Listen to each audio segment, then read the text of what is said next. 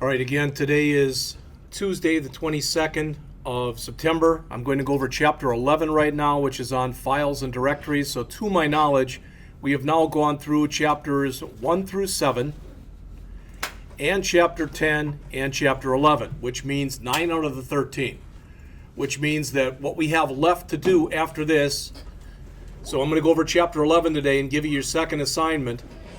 And then when we reconvene again in a couple weeks, because next week will be lab, we'll go over chapters 8 and 9. Then you'll have one more assignment, and then we're going to go over 12 and 13. All right? When we start working on the next assignment, we're going to probably, we're going to build a blog. I think we'll build a blog and we'll build it together. All right? You can literally set one up in Bootstrap, but we don't want to do that. We want it so it's interactive on the server side.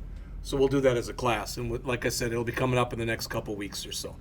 So I am on page 287, chapter 11 on files and directories. Wanted to mention to you, in case you didn't know this, and again, there's plenty, what I'm about to show you, there's plenty of other things out there that are like this, but I just wanted to show you this one. All right. You may or may not care, but I know some of you take pretty copious notes in here. So if you go out to there, which is on the W3 Schools site, so it's under w3schools.com/php. It's php_ref_filesystem.asp. I'll leave that up there for a second. But literally, there probably are somewhere in the vicinity of 30 different PHP file functions. All right? And they're all listed right here with examples. So they're all hyperlinked. All right? Like I said, there are other, maybe there's even a better reference than this one. This is just one that I found as I was looking for other stuff. And I think it's as good, if not better, than probably anything else that's out there. All right? So again, http://www.w3schools. I don't even think you need that. I think if you forget it or didn't write it down, if you just go out to w3schools.com and go out to their PHP page, you can probably search for files or file functions, and it'll find it also. All right? So let's jump into the chapter.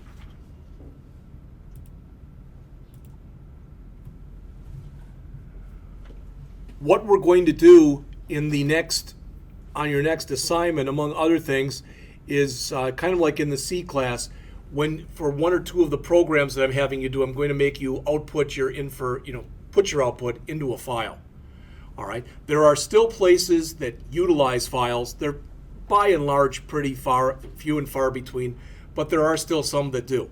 The next natural thing to do after that is to go in and talk about databases. All right, we'll do that, but before we can get into databases, which are chapters 12 and 13, you'll have to be introduced to cookies and to sessions. And in a chapter that before that, I think it's chapter 8, that he calls like putting it all together or something like that. All right, so we're going to get into all that stuff very soon. All right, as it says in this chapter, we learn about file permissions and a bunch of other stuff.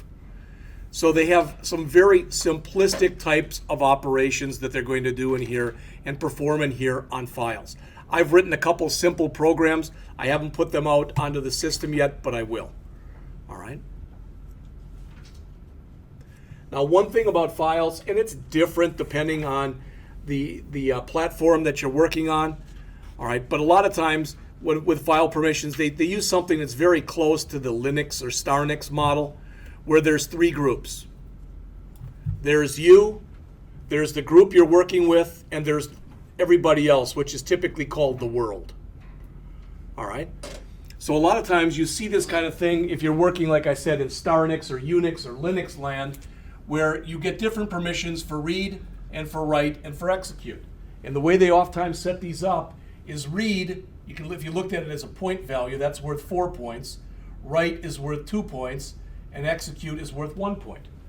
So in other words, if you gave somebody, access, and you said you gave them 777 access, that would mean that everybody could do all three of these. Does that make sense? All right. If you want, and a lot of times you'll see things set up like this. That means that you can read, write, and execute it, and other people can execute it, but they can't do anything else. All right, sometimes you want to make read permission available for somebody, so you might see it like this. It's not that often that you're going to see 777 permission, because that means anyone can read from it, anyone can write to it, and anyone can execute it. But again, it depends on the situation. All right, if you're working at a company where there's a lot of you collectively who are building software, you might have something like that set up. Again, as I said, it just depends. All right. We're going to get into this stuff, just so you know, we're going to be talking a lot more about the web root directory when we get into the database stuff. So he mentions it a little bit here on page 288, but I'm just going to put it off until we get to that point, because again, we are going to talk about it. All right?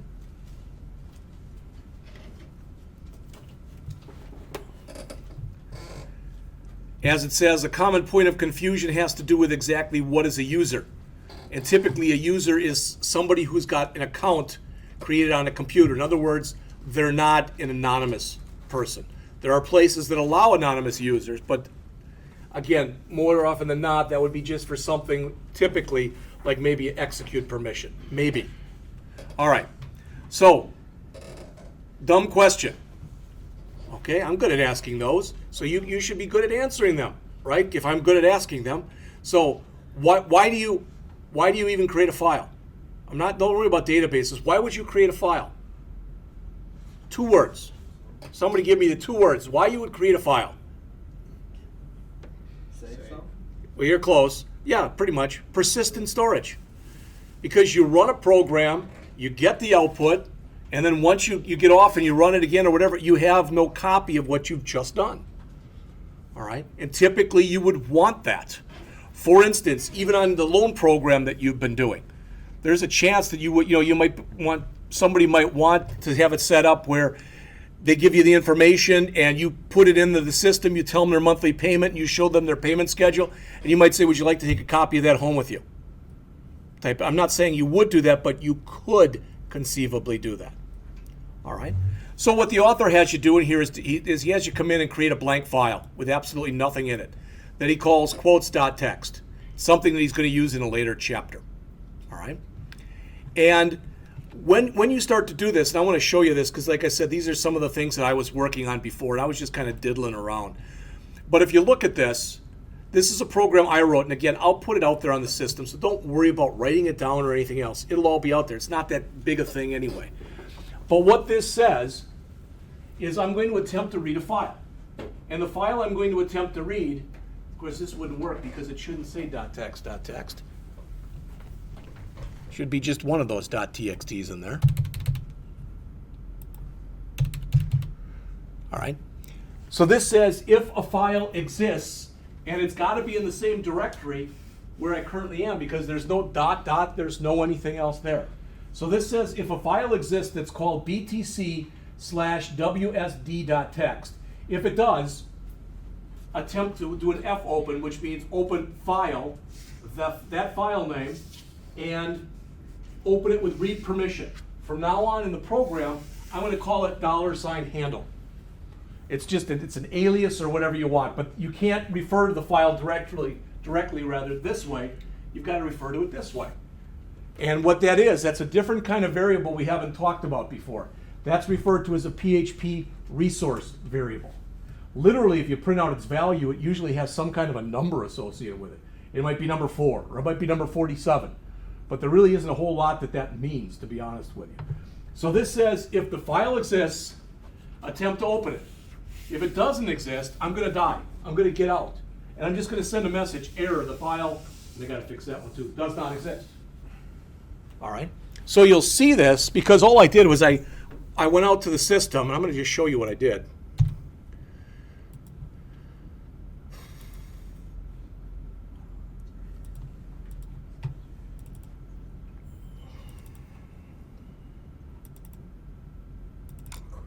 So I've got a thing out there that I just called file.io.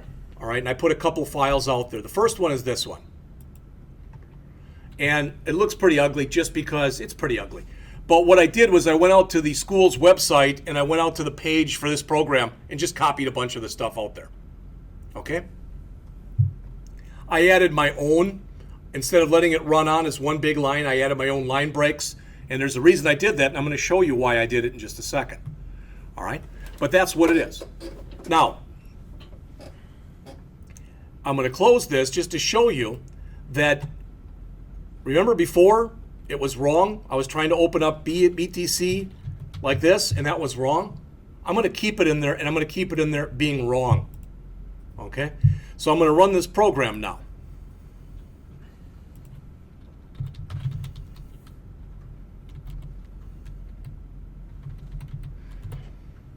All right, so I'm going to attempt to, I think it was read file.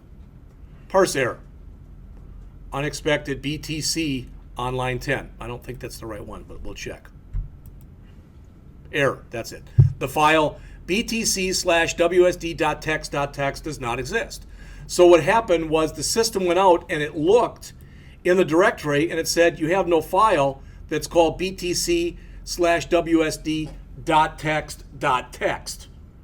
So notice if I go back and I change that, and I changed it from .txt.txt to its right name and save it, all right, and I come in here and I run the program again. Okay, make me a liar.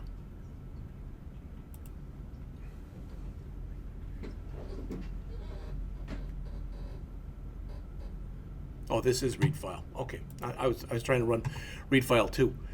So, parse error, unexpected BTC on line 10. Let's look for that. I think it's on 8. On 8? Ah, You didn't end your die yes, string. does not exist. I did end it, but I removed it after I ended it. Okay. Thank you both. All right. And I need my curly at the end. Program crashed because it filled the die. All right. And there it is. You go, wait a minute, it looks like it's one big line. We're going to fix that in just a minute, but I just wanted to show you that. So what the system did was it came in here and it checked to see whether or not the file existed. If the file didn't exist, it went down and did the else, and it said that file does not exist. All right, but if it could, then it opened it. And when it opened it, basically I said just read everything. I did an echo on what's called an fread for a file read, using that handle, which again is the alias for this, and the file size, I just gave it the entire file name, which said just basically read it in as though it's one big string. Now that is a very fast way to read in a file, all right? But it's not, like I said, it's not very formatted. Also, you'll notice when you look in here, when you open up a file handler, you should always close it at the end of the program. If you forget to do so, it will be closed for you. But it's still considered poor programming practice to not do it. And the things that you have to worry about is if you keep it open and the program stays up and running for a long, long time, especially if this is a big file and it's got a lot of important information in it, and if for some reason it's not backed up regularly, if you get a lightning strike or something else happens, it's possible the file could become corrupted. There's other things that could happen to it too. All right, it's not just that it's good practice, it's something you really should get used to doing. All right, so I showed you that first one. Let me get rid of the .text here. And you'll notice when I'm opening it up with read permission. Since I'm opening it up with read permission, the system assumes the file exists because you can't read something that doesn't exist. All right, so now this time I'm going to come in here, and the colors look funny on that, so I guess that's from that. Nope, there we go. So I'm going to again say if the file exists, open it. Otherwise, die, like we just did. So I'm not going to run through that one again. Now notice the difference in this one. Before, when we did this, we just said, whoops, I guess I closed it. We just said do an fread and then echo out the results. It's not a problem, but that's what we did. Now what we're saying is do an fread, but take all of that information that we've got, that we just read into that big string, and put it into a variable that's called $contents. then echo it out, but before you do, run it through a PHP function, NL2BR. You may or may not remember that, but I told you about that function in an earlier class. That means convert all new lines to BR tags. All right? And then again, when you get done, close it. So I'm going to save this. You already saw the run on this one, and all I'm going to do is change this to a 2, all right, like that. And it's still not great, but it is formatted the way I formatted it. All right? So I wanted to show you both how to read something in as one big string where it's handled as though it's just literally one humongous string, and where you can preserve some of the formatting. All right? So that's one of the first things that the author discusses in the chapter here. He just talks about the file exists right here, okay? All right, don't worry about this touch. I don't know if there's one in Windows, but what touch does in Starnix land is it changes the last modified date on your program. We used to do that, back in the days when I was programming. We'd have certain days. We call them FO days, which stood for something off days, okay? And on those days, we tried to see how little we could get done. But we were very good. We had guys who wrote programs. We had different kinds of terminals, all right? And they were just ugly as hell, but it looked like one of the terminals you have, but turned on its side. So it was high and it was narrow. But we had guys who wrote stuff, so if our bosses came by, it would look like we had all sorts of stuff running on our system. And really intricate, good stuff, all right? But one of the things that we did too is we took all the files we'd been working on and we ran the touch command on them. So if he would ever go back and look, oh, they must be working because I can see that the date that his files were accessed is the current date and time. All right. All right. Now, if you take a look in here, for us, you have to start understanding this. We're going to start, when we really start to come in here and build, and you've been doing this a little bit yourselves, but hopefully, and here's a hint for you, if you haven't been doing it, you should.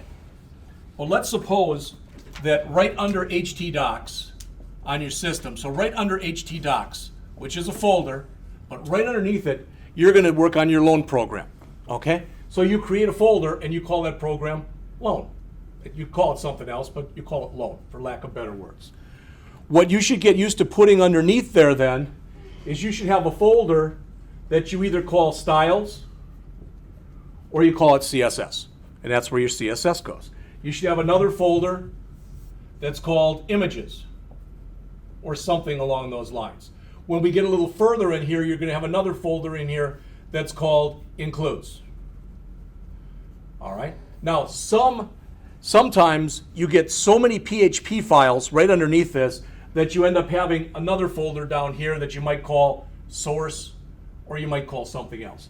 But the idea is that you're starting to give a little bit of substance to what it is you're working on, and you're starting to do some natural segregation, dividing things, putting them into natural places. All right? When we get to that point, we're going to eventually have a file in here that's going to be called something like a MySQL connect file, where we're going to connect to a MySQL database. Never put that in here. Always put that one level higher than what you're working on at least. All right? Because the way that we're going to write it, and it's not the only way of writing it, but the way we're going to write it, well, among other things we're going to put in there is the name of our database, the name of our user, and the user's password. So you never want to let anybody else get into that. All right, so even if somebody breaks in here, if right under htdocs, even if you move it up one level and you put your MySQL underscore connect.php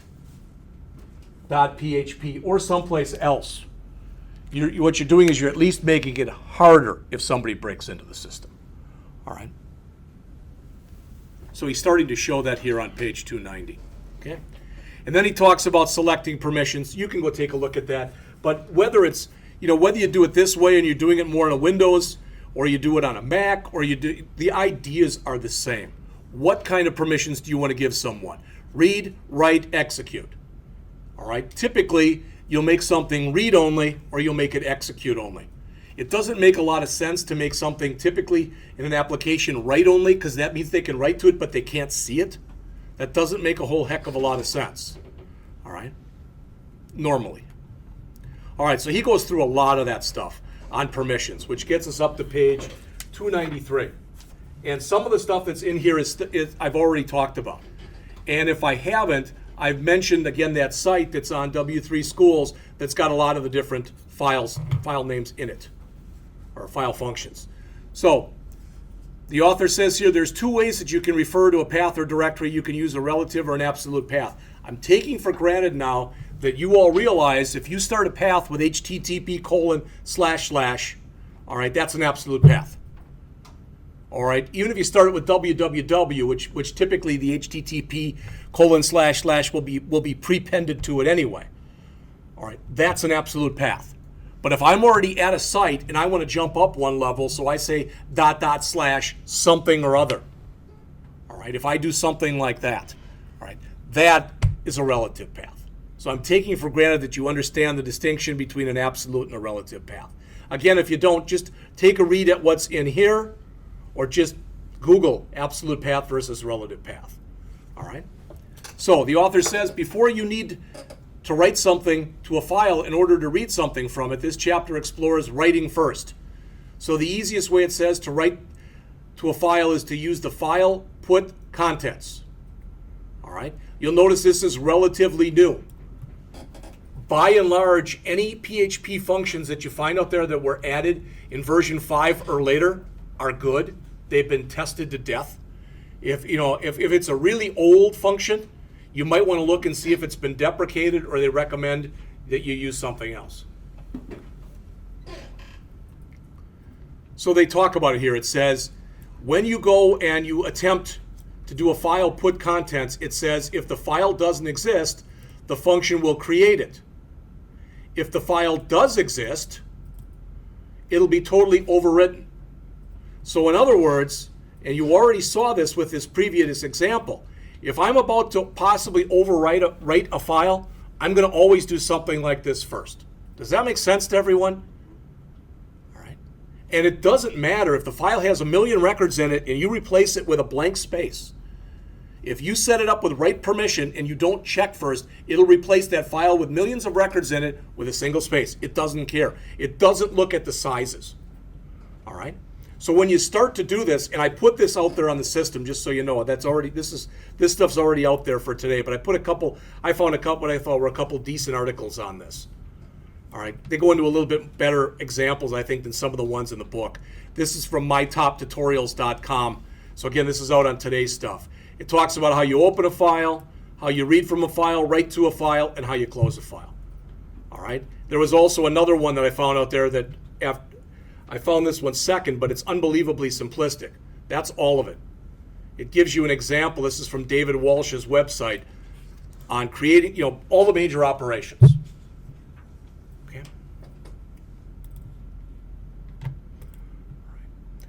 It's possible when you open up a file, you can open it up in one of several modes. And if you look here, this is on page 294 in the book, they show those books.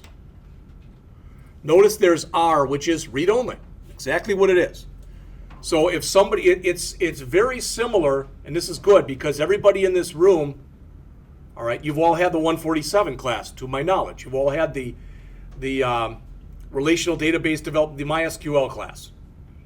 And giving somebody read-only permission is like giving them select permission, where they can look at the data, but they can't change anything. All right? R plus, reading or writing, begin at the start of the file. Okay? So they can do either. W, write only, we already talked about it. And again, if it doesn't exist, create it. If it does exist, overwrite anything that was there. W plus, reading or writing. Create the file as it says, if it doesn't exist, and overwrite when you're writing it. A is the one, typically the ones you're going to use the most often is if you just want to read it, it's going to be R. If you just want to write to it, it's going to be W. And if you want to be able to add to it, you're going to choose A for append. In fact, the two that I use almost exclusively are R for reading and A for appending. Right?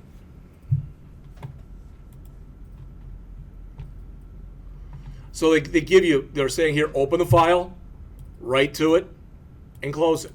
And what they're showing you there is a natural progression, typically what you're going to do. Again, as it says, to write to a file, you must create a file pointer. That's what this is. It's what I called handle. Sometimes some books call it a file handle. That's why I called it handle.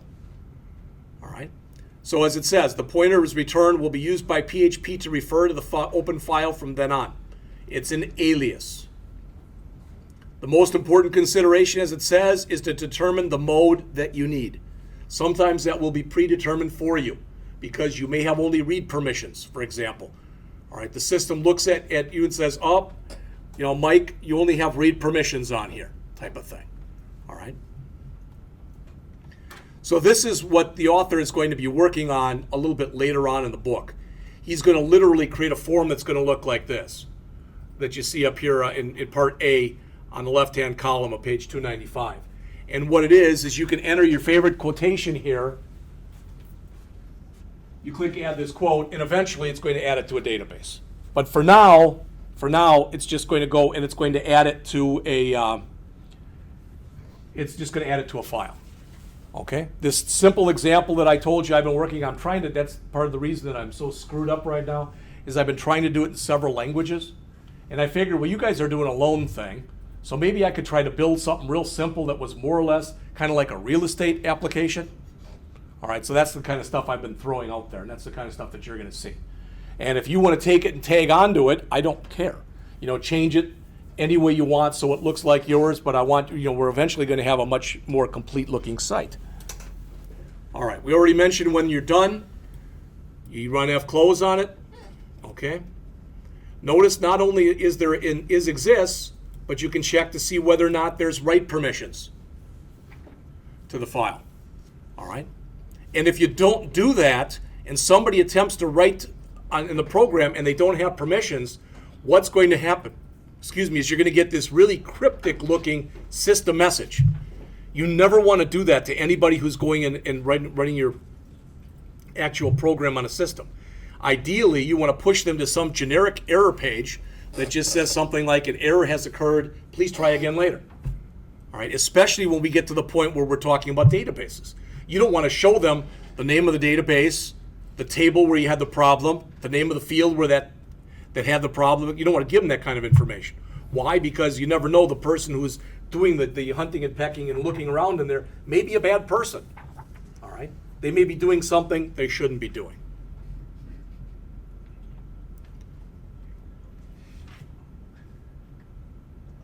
All right, so the author comes through there and says, this is the file you're going to use. And it's going to come up and it's going to show you this in here. And the idea is when you click add this quote, if you run through the example that's in the chapter, it checks to see if that file is writable. And if it is, it appends it to the file. You wouldn't want it to give it write permission there, because then every time you added a new quote, it would remove whatever was in there. But by using file append like this, all right, it'll always make sure that it puts, it adds it to the existing file. And again, if for some reason it can't, you're giving them a generic message. Your quotation could not be stored due to a system error. You don't want to tell them why. All right. Starting on page 298, the author does, I think, a pretty good job in here of breaking it down and showing you exactly what happens. One of the things that's different, and please look up on the screen here just so you see this. In this example, and I know I'm doing this out of order. I did chapters 1 through 7, then 10 and 11, and then we're going to go back to 8. This particular program assumes you've already gone through 8 and 9. And why am I saying that? Because this page, as it says, both displays the form and it handles the form. So rather than having two separate pages, which is what we've been doing so far, we're doing it all on one page in this example. I don't want to go through that in much depth right now because that's what 8 and 9 are about, and we are going to go through it in much depth. So if you're still doing yours with two different pages, that's fine. Not a problem whatsoever. So again, where it says enter your quotation, if you click it and you don't have anything there, you get a message that says please enter your quotation. And ideally, if you put something in there and you click it and it works, your quotation has been stored. All right. Again, for right now, all we're doing is we're adding it to this file right there. Eventually, we'll add it to a database, to a MySQL database. All right. Although when you're working with PHP, it doesn't have to be MySQL, but because of the fact that MySQL and PHP are part of the LAMP stack, you know, Linux, Apache, MySQL, and PHP, they work really well together. All right, and that's what we're going to do. All right, locking files on page 301. The key thing to realize about when you lock is you can lock at different levels. So normally when you think of locking files, you think of databases.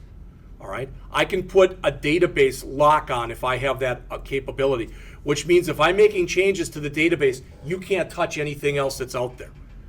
Even if I'm just changing one table and there's 30 other tables, you don't normally see that.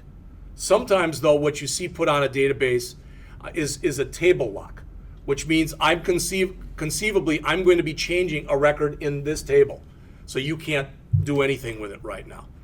Sometimes, depending on the type of situation, sometimes you can bring it up in read-only mode. Sometimes you can't even do that. All right? Other times you can get more granular, and rather than locking it at a table level, I can lock it at a record level. So I can say, you can see the whole thing, but right now you're not able to make changes to this one record because that's the one I'm working with. All right? And some places even let you actually lock at a field level. All right, but not many. All right, so they talk about how you do the locking in here. We're not going to get into that, so I just thought I would at least mention it to you. All right, so they talked a little bit about writing to files, and this is reading from files. Let me mention to you also, if you take a look up on the screen here, not only did I write a couple read files and read file 2, but I did a couple write files. So there's a write file and a write file 2. All right, so this write file, it's a very similar type of thing, rather. All right, so this would create a brand new file. But notice before I do that, I'm saying that's the name of my file. Okay, and I'm going to check in here, and I'm going to say, basically, I want to open it up for writing. So what am I not doing in here that I did before? I'm not using the file exists. So in this case, since I'm opening it up for writing, I'm never going to get the error message that says the file already exists. Because if it does exist, I'm going to overwrite it. So in other words, if I go and run this one, and I run, see, I've already got a file called temp file. There it is, a file with info concerning information about the BTC WSD program. And you can see temp file, all right, 1130. But if I go and run the write file again, it says the file has been created. And if I go back and look again, temp file, and I refresh, it's now 4 hours later than it was before. All right. So typically when you're doing reading or writing, you want to check to see whether or not the file exists. Because again, in this example, I forgot to, but I decided to leave it off purposely, just to mention to you that it's always a good idea to run the file exists on it, whether you're doing a read or whether you're doing a write. All right, so again, that's the file name. I'm again setting up a handle or an alias. If for some reason it doesn't let me do this, I don't have write permissions or whatever, then it's going to die. And it's just going to say cannot open the file. All right, and then all we're doing is we're just creating a string that says a file with info concerning the BTC ITWSD program. And then we're writing that out, that data out to handle, which is writing it out to here. All right, and then it says the file has been created. That's all it's doing. So I could keep running this program again and again and again, and it would just keep overwriting what was there to begin with. All right, so contrast that then with this one, because now I did put some checks in there. So now I'm saying if the file exists, just echo out the file already exists, and I just did a die, which means just get out. Die isn't necessarily in this language a bad thing. I mean, when most of us think about dying, we don't think about it in a positive way, but here we're just returning back to the system. All right, and then we're coming through here and we're doing the same thing. But notice now when I'm coming in here, I'm attempting to open it and write permission, and if for some reason it doesn't let me again, cannot open it. All right, and then we're doing the same exact type of thing again. So this is basically the same program as the first one, except we put a check in there to check whether or not the file exists. All right, so you'll notice now when I try to run that one, it says the file temp file.txt already exists. All right. So I purposely tried to keep it simple in the examples here. Most of the examples that the author gives are fairly simple also. All right. So he runs through this. He doesn't use, I'm using fwrite and some other stuff. He uses some other ones, but again, as I already showed you, when this is the whole thing. So when you look here, if you told me there were 60 or more, I would believe you. All right. There are several of them, several existing file functions. And when you look in here, notice what he's even doing. Talking about printing the quotation and doing some other stuff. We're going to keep using a lot of the same stuff over and over again, things like trim and other things. All right. So the idea is you bring this up on the screen and you ask the person, do they want to see a random quote? And if they choose that, it'll bring up hopefully at least a different one every time. All right. If you only have one quotation in your file, and you ask for a random quote, it won't be very random because there's only one quotation in it. All right. All right. Turning up to page 307, the author begins to discuss file uploads. This is a big, big topic. All right. The author says here, as this book has demonstrated, handling HTML forms with PHP is a remarkably easy achievement. You may or may not agree with that. To give the user the option of uploading a file, you must make 3 changes to a standard form. First, in the initial form tag, you must include the encryption type. As it says, it lets the browser know to expect different types of form data. All right, you can see it right there. The form, if you're going to submit something, and it's going to go someplace to a file or to a database or whatever, will always be posted using the post method. All right, get is when you're just looking for something. All right, and it's possible in the same program to be using a series of gets and posts. All right, we're going to get into that in just a bit. Second, a special hidden input type should be added to the form. You don't have to do that, but when you put in something like this, as it says, you're letting the browser know how large the file, how many bytes can be uploaded. Most systems have some kind of a maximum set to them, but it's not a bad idea to put that in there.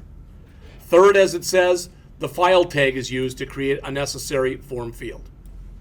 All right. When you start working with this stuff, the author mentions here some of the error codes that you can get. And you can take a look at them yourselves. I'm not going to read them to you, but the point is, they're called error codes for a reason. If you try doing this and you get any one of these, even though they're positive numbers, it means something bad happened. Mm-hmm. All right? Yeah. 0 means no error occurred, which is what you want, but any positive number, something happened. And normally, not always, but normally, you'll get some. A lot of times you'll get this: failed write to disk. Well, that's good. What the hell does that mean? Disk is full. It could mean the disk is full. Ask Luke. All right. It could mean that. All right. And it could mean other things. It literally could mean that they're moving you from one machine to another machine, and that disk is currently down. So it's not exactly full, but it's down. All right. But it's possible you could get any of these. All right. And where this stuff is important, where this stuff will become more important, is, notice it says upload a file using this form. Okay, choose file. Well, it would be possible, let's say that you were writing yourself an e-commerce site, and when you chose that file, maybe it would be a listing with pictures of all your products. All right, so if somebody wanted to see a detailed picture of whatever it is you're trying to sell.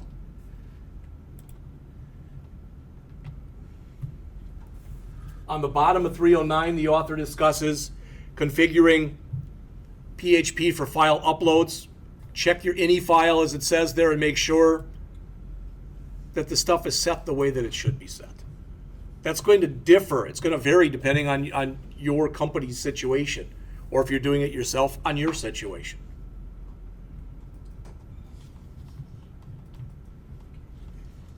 Notice here he's accounting for the different problems, and he's just printing a generic error message. I love the default. Something unforeseen happened. Yeah, that's good.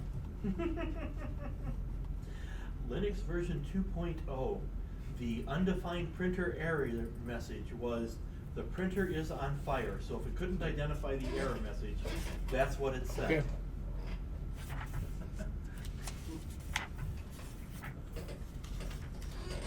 All right.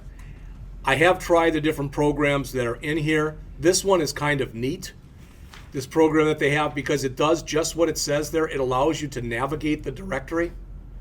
And what is it? It's listdir.php, just so you see this. Let's see.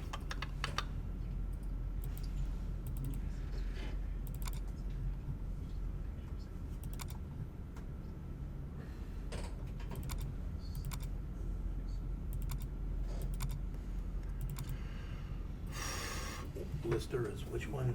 It's 8. I renumbered all these, so that's on me. Let's see, no, it's 11. Wrong chapter. Looks like it's 11.5.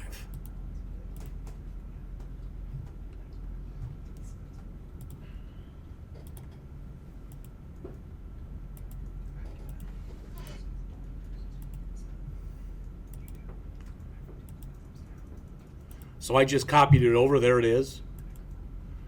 And all it's showing me is everything that exists currently in my current folder.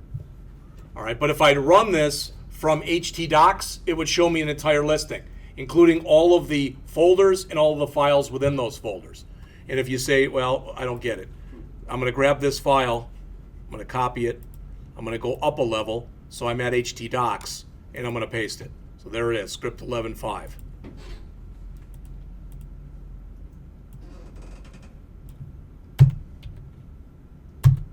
So yeah, you get a little bit bigger output. Okay, it shows you the directories and the files. You could do some work with it and basically set it up. It would take some more code, but to show exactly what directory each file is in. So you could set up a hierarchical type of structure if you wanted to do that. Like I said, he kept it simple here.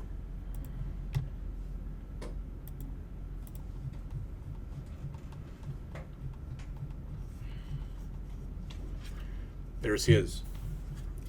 319, it looks like.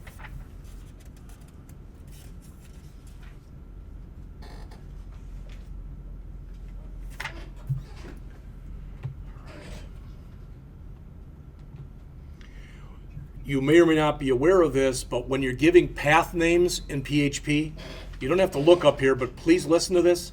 When you're giving path names in PHP, you know, we're used to, if you write a Windows path name, you'll say something like C:\\\\xamp /htdocs.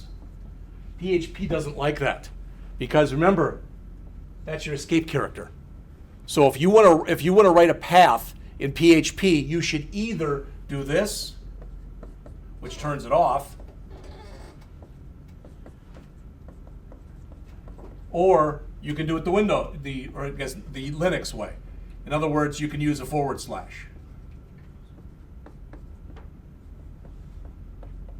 All right, I think that one's easier. If you don't agree, you can do it the other way, but you are responsible then for remembering to escape the \. You can create directories in Linux. I'm sorry, that was a misspoken, but that is the Linux command to create a directory. mkdir, make directory. chdir, change directory. Okay, so it allows you to do a bunch of the different *nix commands.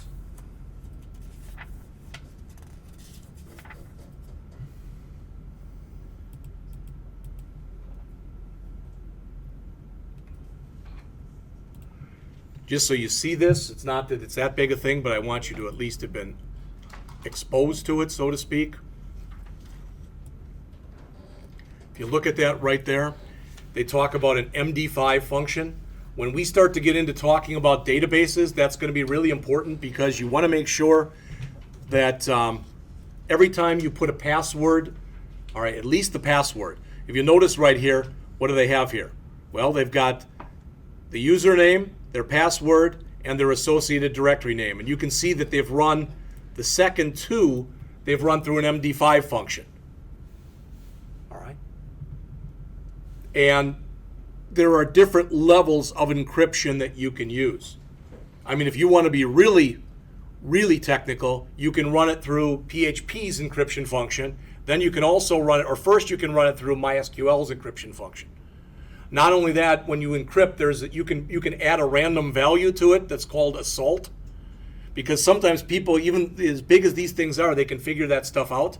But when you use a salt, it makes it a little bigger, and it adds a random value on the end, which makes it even harder for people to go and break into it. All right. And again, you might think that that's not that big a thing. That's why I'm on Fridays I'm going over to Data Dimensions, because I'm teaching them about security.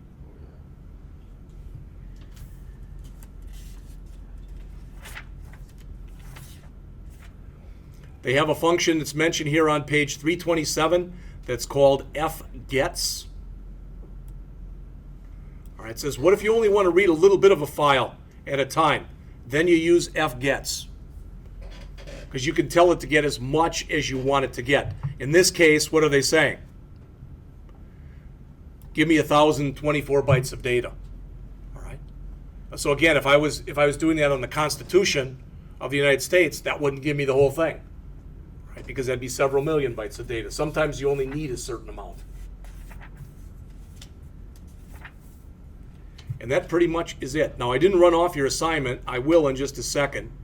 Let's put it this way. How many of you want a hard copy of the next assignment? How many of you don't want a hard copy of the next assignment?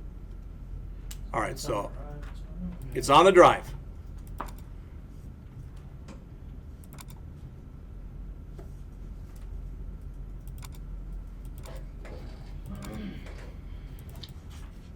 I don't want to print that one.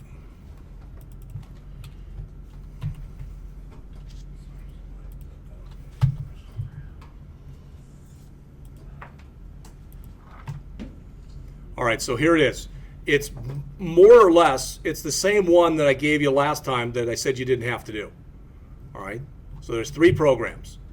The first one, and I'm not trying to put you on the spot, Luke, but Ben talked to me about this morning. This one is being assigned now. When I talked last week about that guessing game, what I said was, we're going to do that guessing game example as the first maybe the second program that we do in both the Android and the Swift class. That's why I said I'm having you do this one, so you've already got the logic down, so you know how to basically work it, so to speak. All right, so that's the first one. Guessing game, random number, between 1 and 100, use constants, or 1 and 1,000, I guess. If you're too high, let them know they're too high and tell them to guess again. If they're too low. If they're within 10, high or low, tell them they're hot. If they're within 50, tell them they're cool. If they're any more than 50, all right, you tell them they're cold. And keep track of the number of guesses, and at the end of the program, print out what the quote secret number is and the number of guesses that they took, and just format it whatever way you want. All right, prime number type of thing. And what I added to this one, this is pretty much almost exactly what I asked you to do before, up to about here. In addition, create one array that holds all the prime numbers and another array that holds all the non-prime numbers, and print each one of those to a file. All right, so read the instructions here. Okay, so I want to be able to do that just so you can say that you have actually gone through and run through the file stuff. Okay. And then the third one is another one of the leap year programs. So they're very similar again in nature as far as what you're doing. Now, just so you know, when we get a little further on, that's going to change a little bit. All right, because we're going to right now my plan is when we get into the iOS stuff, which is Swift, and when we get into the Android stuff, which again will be in about 5 or 6 weeks, something like that, at a minimum, we're going to start with our typical Hello World program, right? Which basically we'll do the first day because there's nothing to do to that. Literally, you create your setup, you run the program. There's no code you have to put in, all right? Then we're going to do some kind of a guessing game, something very similar to what you see up there. And you're going to see, especially when you work on the Mac, just how quirky it is as far as lining stuff up and a bunch of the other stuff that you have to do. All right? Then we're going to create a very simple to-do list. And we'll make it persistent. We won't throw it to a database, but we'll throw it out to a file or someplace else, so when you bring the program up again, that information will be there. That's at a minimum what we're going to do. All right? And we're going to do them as a class. So I'm going to require everybody to turn them in, but we're going to do them as a class. All right? So if you do miss, you're going to have to watch the tapes or whatever. That's fine. They'll still be regular assignments. But again, since there's no book, we'll do them as a class. Any questions on this? As it says, the second half of the period today, and all of Thursday, and all of next Tuesday will be lab.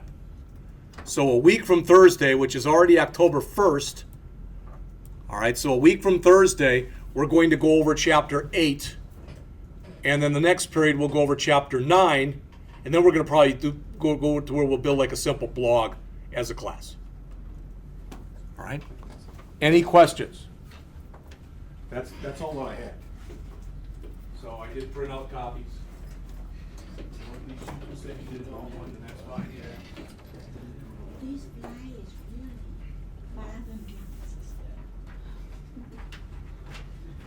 really farther than I will promise you that that by the end of the weekend, I'm going to try to have as much stuff graded as I can grade. All right. And as always, I'll put a simple little text file on your system that has your name and how you did on the particular example.